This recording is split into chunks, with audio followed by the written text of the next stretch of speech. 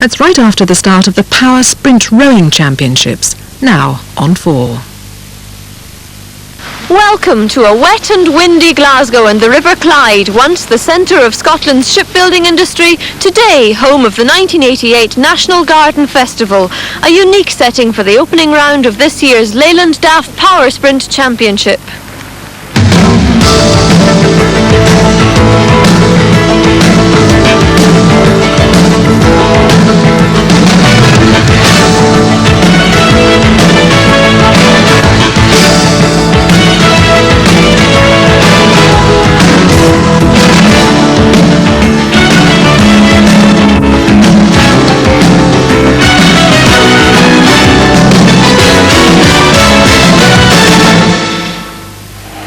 I'm Sally McNair and I'd like to welcome you to a new series of rowing here on Channel 4.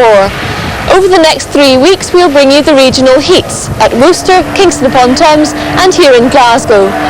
Then in 4 weeks' time, 15 of Britain's fastest scullers, women's coxed fours and men's eights will battle it out at Peterborough in the grand finals.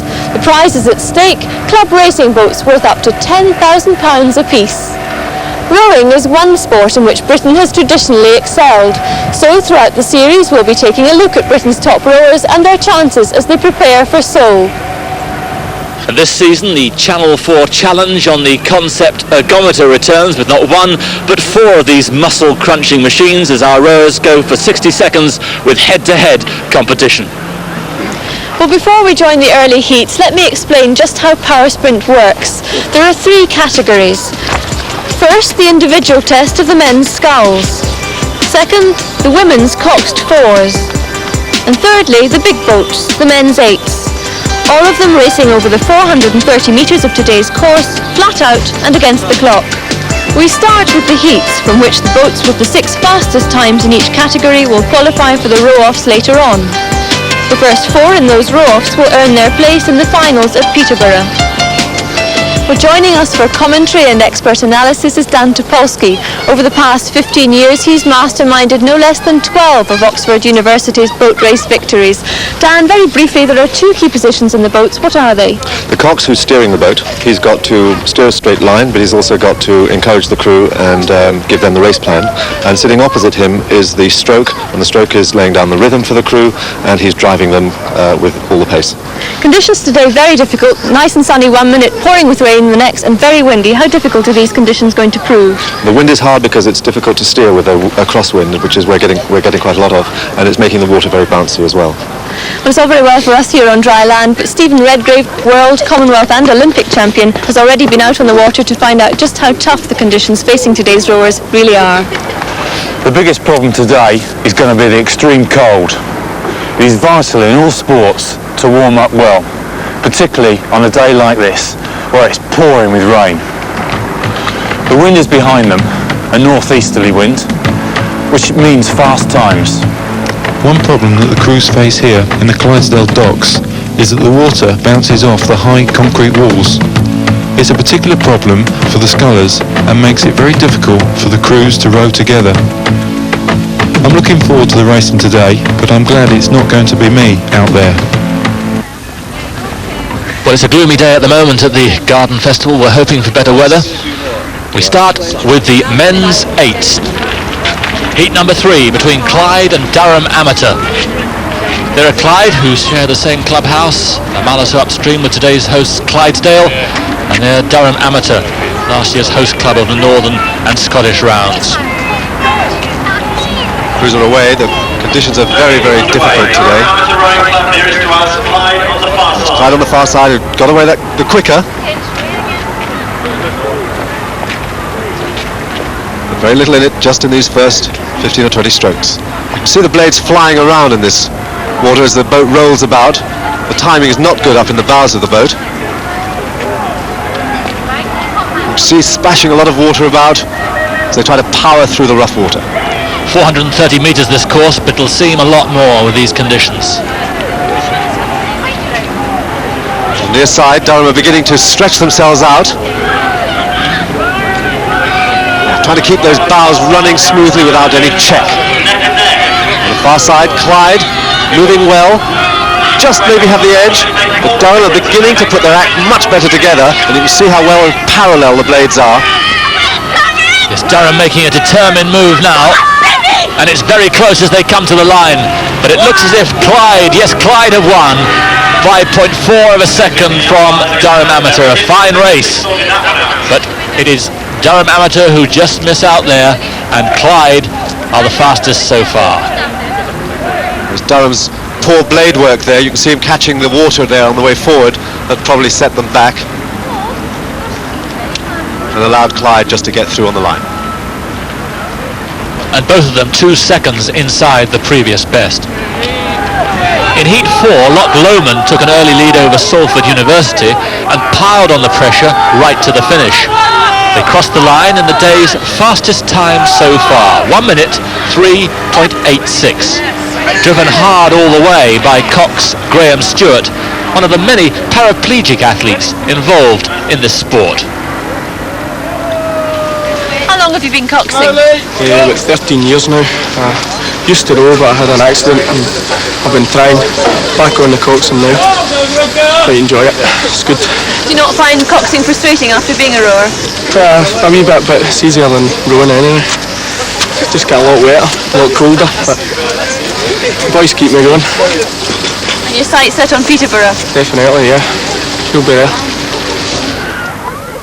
On to heat number 5, the far side, Camus in yellow, from Choppington, just north of Newcastle, who finished 6th in Durham last year in the regional competition. And here's Hollingworth Lake from Rochdale in Lancashire.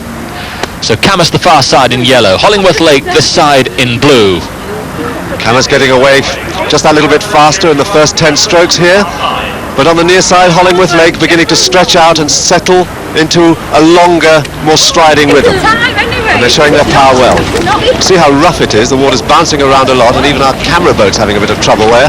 But Camus blades catching on the water, they should be all coming down together for the catch. Up to halfway, and it's remarkably fast, over a second faster than any previous time. Both boats inside the previous fastest, with Hollingworth Lake in the lead. Those bows of the Hollingworth boat moving very nicely there, that nice surge, the boat running well. You can see the bowmen legs driving down as they pick up the stroke. Oh, and a 5-man there in the middle of the boat there on the near side has caught a crab, but he's recovered very well. And you can see from this top shot how well together those blades are, how parallel they are in both crews. Moving towards the finish now, and it's Hollingworth Lake in front, but it's very close. And a very fast time indeed, the fastest so far, indeed Camus as well, inside the previous best. And there's Jeff Nuttall, the man who caught the crab. But they recovered well, and they go through as the fastest qualifiers. Camus second fastest, then Loch Lomond and Clyde. Durham Amateur and Salford University will have to wait. The final heat of the men's 8s, this side Clydesdale in blue, the far side Agecroft from Salford. Some interesting characters here. At stroke, Eric Caldwell, there he is, the current world veteran sculling champion, and at bow, John Billows, a nuclear physicist. And Clydesdale, they're the host club. 4 of their 8 were in the Scottish 8 in the Commonwealth Games final. These are 2 of the very best crews in the north, both away, strong and fast. It's about 47 strokes a minute from each of them. It's Clydesdale who got away that little bit faster on the near side. See that good swing back there at the end of the stroke, and their blades are high and clear of the rough water, and they're handling it rather better than most of the crews today. And you can see the splash really heavy, ferocious conditions at the moment. But it's Clydesdale in front as we approach halfway, and look at the time, 24.61, nearly a second faster than anyone else. They're really moving well. You can see that had about a third of a length, but Agecroft are really fighting back. They've got to keep that bow running and surging smoothly without any check. And look at the explosive power and the leg drive. That's really, really important in sprinting. Their backs are really opening up nicely. Agecroft moving really well, trying to get back on level terms, but as we approach the finish, it's Clydesdale, and the time 58.89, which shatters the previous best. A remarkable row from Clydesdale. And the first crew there to get under 1 minute. Very good effort. It's a very hard race, this sprinting, very hard, all-out effort all the time. A chance here for us to see again the coordination of the legs going down and the back opening out to get the maximum power through the stroke. Just look how the puddle builds up in front of the blade. fine row, and they qualify in first place. Agecroft second. We have Hollingworth Lake, Camerslot, Lomond and Clyde, who will all be in the row-offs later on. Well, if anything, conditions have worsened as the women take to the water for the Cox to fours. Heat number 2, this side George Watson College from Edinburgh, the far side we have Nithsdale in yellow from Dumfries in the border country, 70 miles south of Glasgow. Bow, Fiona Hutchison, 2, Kirsten Dawson, 3, Anne Ferguson, and at stroke her twin sister Nancy. Way well in this race. Both the coxswains in the two crews are lying down in the bows of the boat, which helps to even out the distribution of weight in the boats, but it does mean that they can't see what their crews are actually doing. And that's Nithsdale there on the far side, and Ferguson at 3 behind her sister at stroke. She's leaning away from the work a little bit at the end of the stroke, you can see, and that's a rather awkward movement. But they've settled into a rather good, long, low stride, throwing water up a bit at stroke. And there's not a lot in it, there's about a quarter of a length, and this George Watson College crew moving well to the halfway point. Yes, they're about 0.2 of a second faster than the previous best time. Look to be a rapidly improving crew. Yeah, those blades there, very nice and parallel from the George Watson crew, from both crews in fact. And George Watson at 40, pushing on hard, but Nithsdale at 34 are really fighting back towards the line there. They certainly are. Nithsdale, the far side, making a late effort, but it's not quite good enough. And George Watson College qualify about a second clear of Nithsdale. Good prospects, this crew for Scotland in the future. The crew were finalists in last year's Junior World Championships. Here again we've got a chance to see them in slow motion as they come off the start there. See them opening up together, applying that power with the leg drive, and the big puddles building up on the front end of the blade. So George Watson College comfortably through, fastest qualifiers so far. Also through Salford University, Nithsdale and Agecroft, but who will go through with them? Heat number 4, this side in blue we have Clydesdale, and the far side there in yellow from Edinburgh, George Heriot School. Clydesdale, the host club, third in last year's final at Bristol. George Heriot just getting straight on the start, drifting a bit. Ooh, the starters got them away before they were straight. That's not going to help them at all. They're trying to recover that, and Clydesdale will take advantage of that little mistake. The Coxers got them back straight. They're back in the race. Both crews off at 46 strokes a minute, and there's nothing in it in this early stage. Clydesdale are using these lightweight American blades, which are hard to control, and you can see the stroke girl's blade is flying up in the air and digging very deep. And halfway, the fastest so far by 0.3 of a second. It's Clydesdale in blue this side, about 6 feet in front of George Heriot School, the far side in yellow. Still very little in it, but the stronger, more powerful Clydesdale girls are now showing that maturity, and they're really leaning back on those strokes, pulling away well, about 3/4 of a length in the lead as they come towards the finish. Coxed by 12-year-old Colin Simpson at Clydesdale. You can probably just see his head at the top there. Very choppy indeed. It's nearly a length now. Good power at the end of the stroke from the Clydesdale crew. And Heriot at a much lower rating. You can see the difference in ratings of striking there as they come for the line. Yes, power proving decisive. There's clear water there for the first time, and Clydesdale qualifies some 3 seconds faster than George Heriot School. Well, Clydesdale very pleased with themselves, establishing themselves as the pride of Scotland and the North. Here again in slow motion we can see that power of the leg drive and the swing back together and the finish of the stroke that's so important in rowing. And that row qualifies Clydesdale through to the row-offs later in the day, and George Heriot School just nip in there at the bottom. You'll be back with us in Glasgow after this break.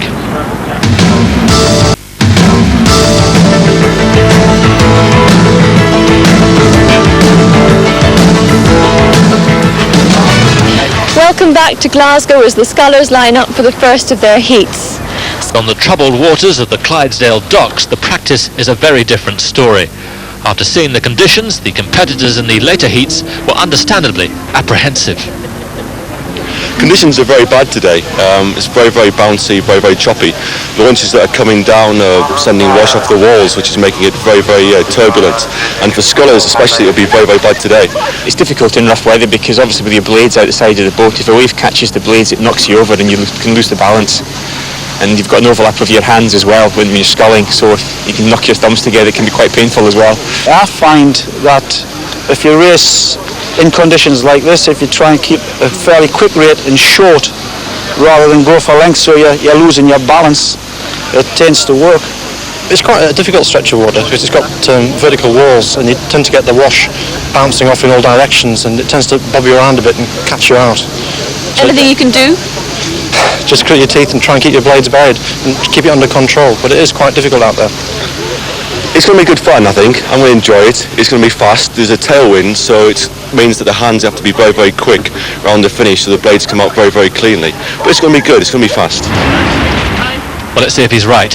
Drew up against David Cooper on the near side from the Tyne Club. There's Drew from Sheffield Poly, 20 years old. And David Cooper, 27 years old, a doctor in anaesthetics from the Tyne Club who lives in Newcastle.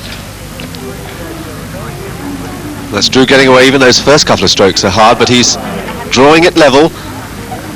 And he's off at 40 strokes a minute. And on this side, Cooper steadying to a lower, longer stroke. And not much in it at this early stage. Handling the water very well, Drew, in fact. He's got good long strokes. But Cooper's steadier and longer and using all his power at the end of the stroke. And a very fast heat, the fastest so far by over a second at the halfway mark. Not much in it at that point. You can see that good send away, which is so important.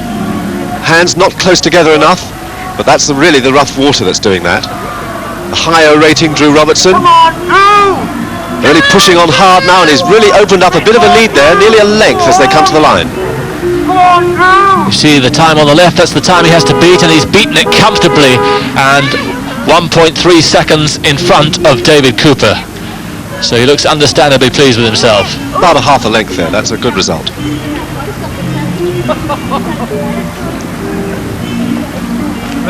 He's looking around a lot. You can see he's checking his course all the time, trying to make sure his steering is right, that he's not hitting any buoys. And almost every stroke he's looking across at Cooper, and that was the finish there. Well clear. And after 5 heats, 1 to go. Drew Robertson the fastest so far. He, David Cooper, John Lund and Stephen Kerr already through. On now to heat 6, the final heat of the men's sculls. On the far side, Arthur Wood from Camas. And the near side, Ian Law, 25 years old, from the St Andrews Boat Club in Edinburgh. There's Arthur Wood, a former miner, 44 years old. Wood's another high rating man. He's really going for those short, hard strokes. You can see him just bulldozing his way through. He's a big man, very powerful man. And Ian Law on the near side, steadying into a longer, more loping kind of rhythm. Yes, it looks the classic battle of strength there against the style of Law. Coming up to the halfway mark, and there's the time at halfway, nearly 2 seconds better than the previous best, and Law just in front of Arthur Wood. Arthur Wood caught a little crab back there, and but he's piling the pressure on. He's steering rather badly over the buoys. They're getting very close together, and their Law again, he's caught a crab there on the near side. Very little in it, they're very close together, and it looks as if Wood has just squeezed a little bit of a lead. You can see this rolling water making it very difficult for them to scull, but he's bulldozing his way through, and he's just got the edge on Law at the moment. Yes, he has. Law doing all he can to make amends in this last 50 metres or so, and he's hauling Wood back stroke by stroke as they come to the line. Very, very close indeed, and it looks as if Law just got in front. Indeed he did. 0.3 of a second in front of Arthur Wood. A marvellous race and a great comeback. Very fast, both of them catching crabs during that race. There's Law shaking his head, thinking of the number of crabs he caught on the way up the course. Here we can see it again, where he actually catches that crab. And he loses his skull even. He loses his skull, but he picks it up again. That's very well recovered. And to go on and win and record the fastest time, that's a very good performance from Ian Law.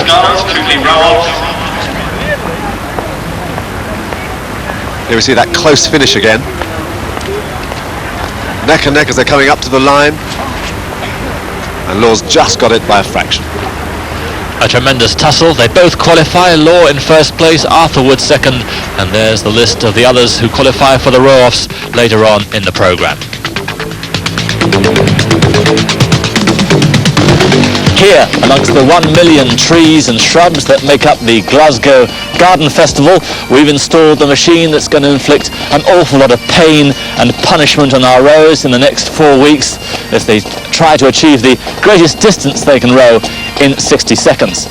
It's called an ergometer, and it's the nearest thing you can get to rowing on dry land. Basically, the faster I row, the greater the resistance on the flywheel and the tougher the workout. So when I pull back on the chain, the flywheel rotates and the fan blades create wind resistance, which slows the wheel down. We're now down to the 4 finalists. The 2 with the greatest distance go through to the national final in Peterborough in 3 weeks' time. The other 2 will be hoping for a wild card place. So here we go then with the women's final. On machine 1, Kathy Leach from Agecroft. On machine 2, from Durham Amateur, Angie Lund. Di Sturtevant is on machine 3 for Agecroft. And on 4, from Clydesdale, Amanda Towery. On your mark. Set. So now the agony begins, and it increases throughout the 60 seconds. Pretty level start. It looks like Kathy Leach is doing pretty well on machine 1, but there, machine 3 in the dark blue, Di Sturtevant creeping up. There's Kathy Leach from Agecroft, the solicitor from Manchester.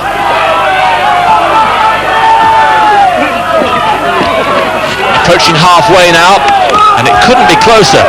There's the vicar's wife, Angie Lund from Durham Amateur, and she's going well. They're around second place at the moment, but Di Sturtevant is moving into the lead on machine 3, approaching the 200 mark, and she crosses that mark in first place. Kathy Leach second, but it's very, very close. Di Sturtevant was the best qualifier, but this really couldn't be closer. Now the final countdown. Remember, 2 definitely going through.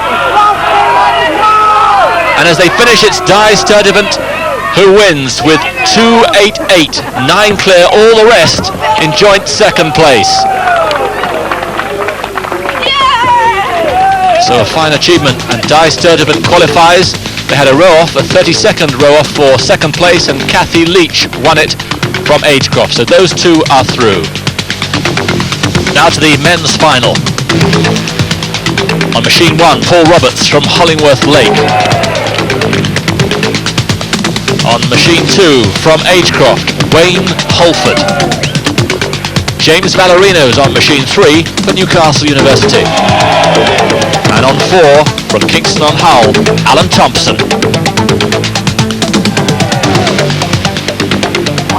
Again, 60 seconds. And Valorino on machine 3, the favourite, qualified with 335 metres. There's Paul Roberts, the salesman from Rochdale for Hollingworth Lake. He's doing pretty well at the moment. He's in the lead, but Valorino now making a surge on machine 3, and he crosses the 100 mark just in front. You can see the intensity of effort going in at the moment. That's Wayne Holford really battling away, and he at the moment is in the lead just in front of Valorino. They cross the 200 mark together. There's Valorino. Look at the agony there. James, 21 years old, who comes originally from Gibraltar, now at Newcastle University, and he's taken the lead now as they count down the last 10 seconds, and Valorino looks all out, but he's just going to hold on, I think. Valorino takes the 60 seconds in front. 3-3-2 is the winning margin. 3-2-7, Wayne Holford second. Exhausted, but obviously elated too. You qualified first. Did you regard yourself as the favourite when you went into the final? Oh, not at all. I'm not big enough. And yet you must be doing something right. just keeping going. When it's hurting is when you think you've got a chance. When you think you're coming towards the last stage, that's when it counts. That's when it's all in the mind. Well, it worked out. James Ballerino and Wayne Holford go through to the national final in Peterborough. And Paul Roberts and Alan Thompson will have to see how the wild cards work out. And we'll have more brave souls taking on the ergometer challenge next week.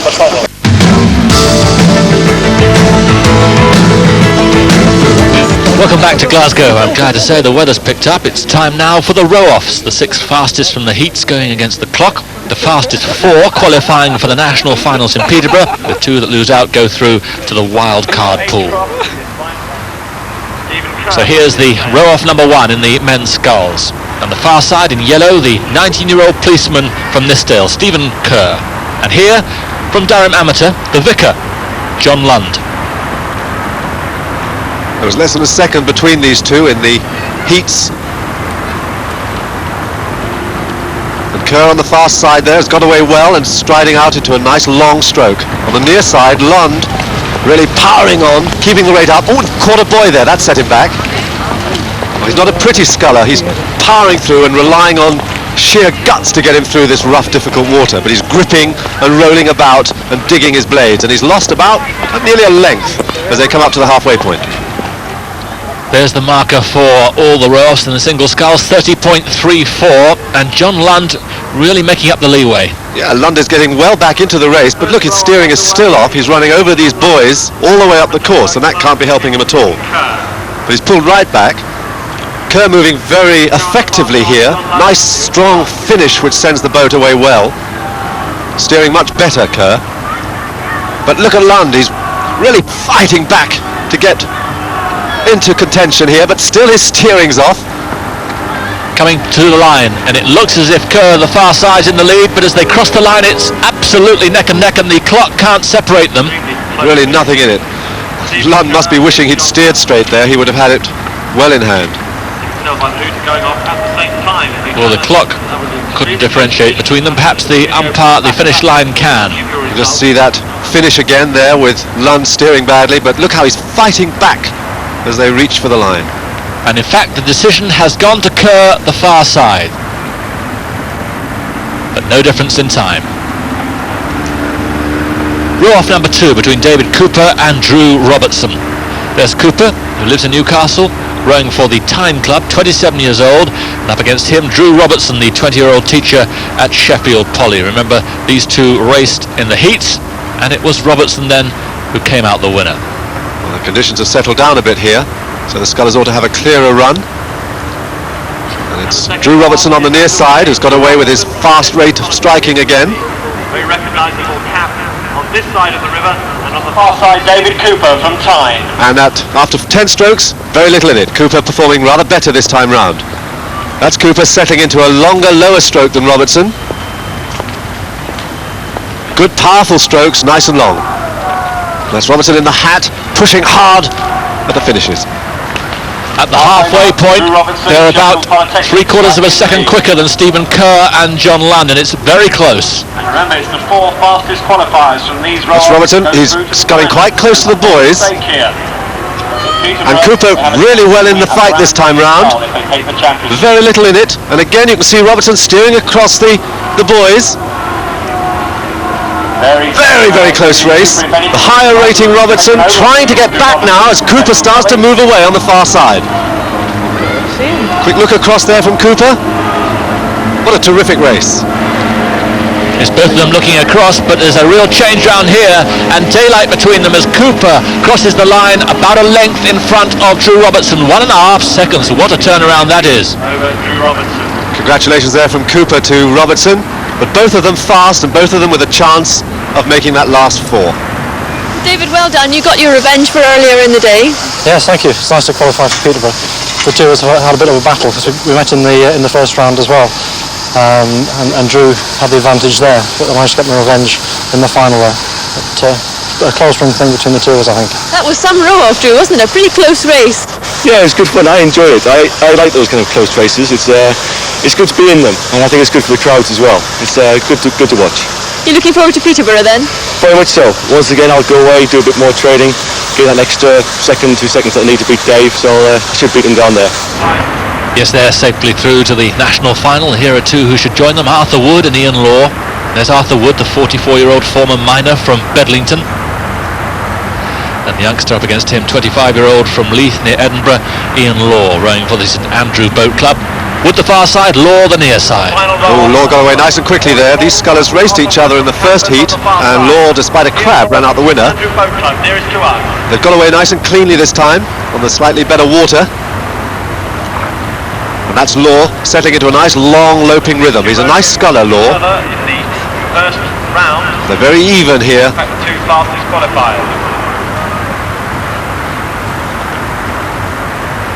Arthur Wood on the far side, slightly down at the halfway point. But look at the time, nearly a full second faster than any before in the sculls. Wood there's a real head down and bang merchant.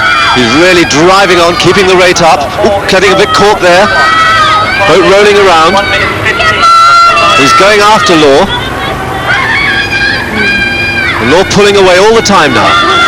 He's really establishing that stroke.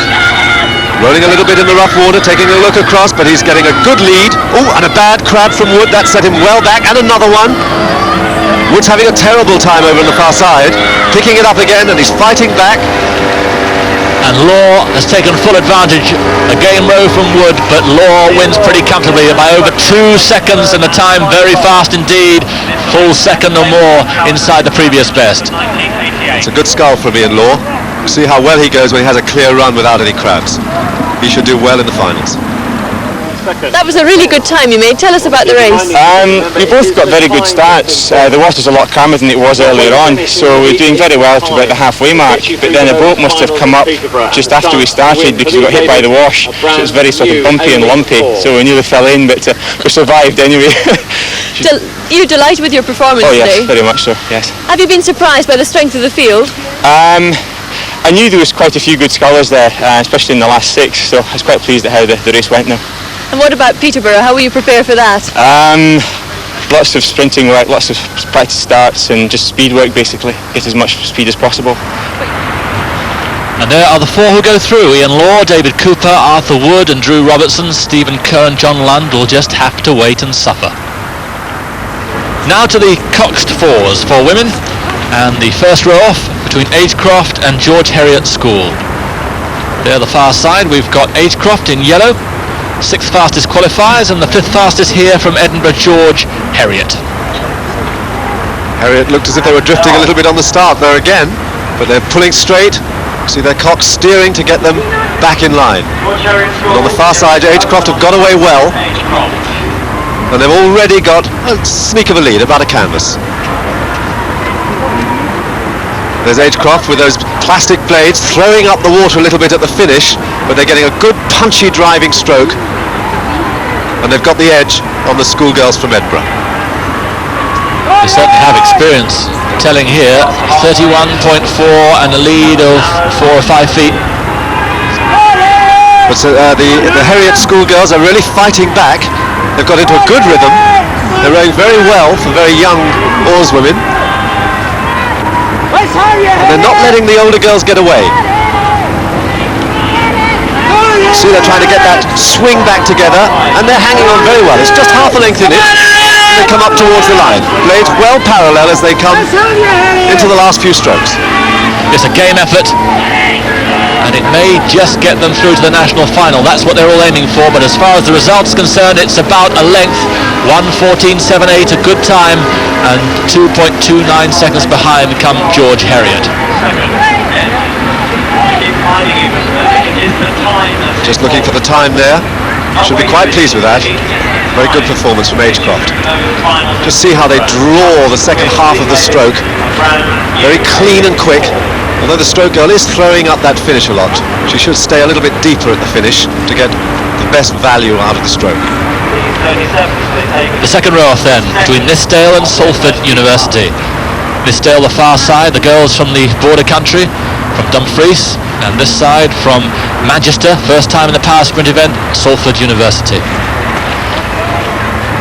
Nithsdale, far side, 4th fastest. Salford University in the blue were the 3rd fastest. This side here, Salford University getting away to a very high rating start. They're doing 48 strokes a minute in these first few strokes. And on the far side, Nithsdale are settling into a lower rhythm, a strong, solid rhythm. And that's good rowing from them, except the 3 girl still leaning out and throwing the boat over a little bit onto her stroke side friends. Very little in it. Very close indeed, and the time, the fastest so far, by 0.07 of a second, and all to go for on these last couple of 100 metres. Salford still pushing along high. See the difference in the rates of striking, the number of strokes that they're doing between the 2 crews from this angle. There's nothing in it. They're cutting their strokes very short at the finish, the Salford girls, not getting as much value out of the strokes as they should be. Very, very close. As we move towards the finish, desperately close. It looks as if Salford have got it this side. They have by half a second. Not a particularly fast time, but they've got the victory they wanted. Now have they made the final 4? The higher rating worked over the longer and stronger rating. None of the crews know who actually won that. And there again you can see catching water at the finish of the strokes, but there's very, very little in it there.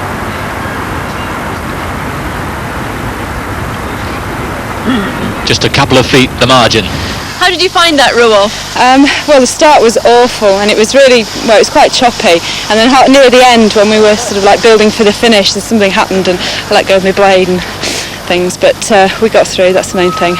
Looking forward to Peterborough then? Yes, we desperately need equipment at the club, so that's what we're out to get. The final row off in the women's coxed fours. George Watson College against Clydesdale, and there's George Watson from Edinburgh. Proving crew, 2nd fastest qualifiers, up against the fastest so far, the home crew, Clydesdale. This really should be a battle royal. Clydesdale again, way first. Experienced crew, this local crew. They came 3rd in the finals last year. But the students on the far side in that pink boat, they got away very well. 16.83, these 2 crews aiming at. Only 17-year-olds here, and they're rowing with a lot of maturity. But you can see the greater strength in the stroke here from the Clydesdale girls. At the halfway mark, precious little between them, and 0.04 of a second the fastest so far. Clydesdale, if anything, just in front. Now look at them really stretching out. They're rowing at 43 strokes a minute, and they're beginning to move away now from the girls from Edinburgh. Good parallel blades as they force their way towards the finishing line. Last few strokes, and there's about half a length in it, and it is Clydesdale who crossed the line first, a 2.5 clear of George Watson College, but both those 2 will surely qualify. There's a bit of a panic there at the end. Actually, the last race we had, one of the girls, her foot came out of the foot plate, and we were a little worried about that because that's obviously quite an important part of your equipment. Now that part actually detached from the boat. In the middle of the race? Well, in fact, just off the start. And so this girl, the girl who's rowing in front of me, in fact, for the whole of that race, her feet were flapping around as such, which made it very difficult for her and also for us to row. Well, a fantastic performance then to win overall. Well, we're absolutely delighted. We'd hoped to do that, but it was a very, very small margin. I think that breaking foot plate actually had a lot to do with the fact it was such a small margin. We'd actually rowed better earlier on in the day. And there is confirmation. Clydesdale, Agecroft, George Watson and Salford through. Nithsdale and George Herriot will have to wait for the wild cards. But now to the row-offs for the men's 8s, and in the first confrontation the Clyde crew in yellow got off to a rough start, which allowed the Loch Lomond 8 an advantage which they held on to the finish. But remember, it's all about time, and here are Loch Lomond crossing the line in a time of 1 minute 2.46, faster than their heat, but evidently not good enough to satisfy Graham Stewart.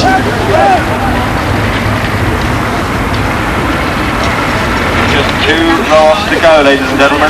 So here, row-off number 2 between Camas and Hollingworth Lake.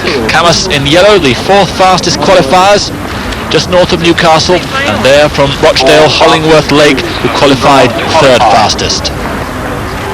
Camus away a little bit faster there on those first couple of strokes. Building up the rating, and they're off at about 46 strokes a minute, which is very high. How do you calculate that, Dan? We have a special rating watch which gives us readouts every 3 or 4 strokes. You can see how fast they're moving, all catching water badly there on the Hollingworth Lake crew. But Hollingworth Lake have a slightly lower rate, and they seem to have established a slight lead there. And a very fast time, 25.07 at halfway. Nothing in it. It's a real battle there. And here too you can see that nice movement of the blades parallel to each other on the way back to the catch.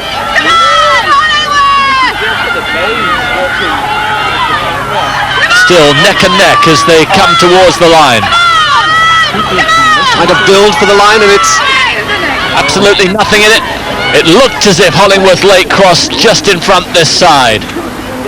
And by their reaction, it looks as if they're pretty impressed with their performance and the result. Neither of them can know what the result was yet. We'll just take another look at that very close finish. In fact, Hollingworth Lake get the verdict, and 0.42 of a second is the margin. The final row-off between Agecroft and Clydesdale. Agecroft in yellow, second fastest qualifiers from Salford near Manchester, and Clydesdale, who qualified at 58.89, the only crew inside a minute. These two crews race each other in the opening heats, and it was Clydesdale who won that first race, and it looks like Clydesdale have got away that bit faster again, and they've established a few feet. So Caldwell stroking Agecroft, and he's pushing them along at a very high rate of striking. This is your last chance to cheer them. A very competitive first race indeed. Still choppy, but look at the time. Over half a second faster than anyone else, and neck, these two look as if they'll qualify first and second, but who's going to win? There's Clydesdale really stretching out now over the second half. They're very well together, and certainly they're opening up that little bit of a lead. They've got about a third of a length. Agecroft trying to get back into the race. And there's the engine room in the Clydesdale crew, powering their way towards the line. About a canvas in front, Clydesdale, as they come to the line. There's the time to beat, and they're well inside it. They've shattered it by 2 seconds, and they're about a second in front of Agecroft. A magnificent row from the boys from Clydesdale. And they both go through. Very fine effort there from both crews. Have you been surprised by the strength of the field here? We expect it to be quite a strong event, especially with some of the strong Northern English clubs coming up, and it's pretty much what we expected. Was it an advantage being on home territory? No, it wasn't an advantage at all. The part of the river we normally row on is non-tidal, and it's normally very quiet and very sheltered, and this is quite lumpy here. So you're especially pleased with your performance. Looking forward to Peterborough? Looking forward to it very much. Well, Lomond and Clyde will have to wait to see if they go through, but already through Clydesdale, Agecroft, Hollingworth Lake and Camus. And it comes as no surprise that the Merit Award for the best overall club performance of the day goes to Clydesdale on their home territory and is presented by Chris Thornycroft-Smith, Marketing Director for Leyland DAF. And that's it from Glasgow. Over the next 4 months, the city that smiles better will be smiling a welcome to more than 3 million visitors to the Garden Festival. Time for us to take our leave. Next week we'll be in Worcester on the River Severn, from Glasgow on the River Clyde. Thank you for joining us. Goodbye.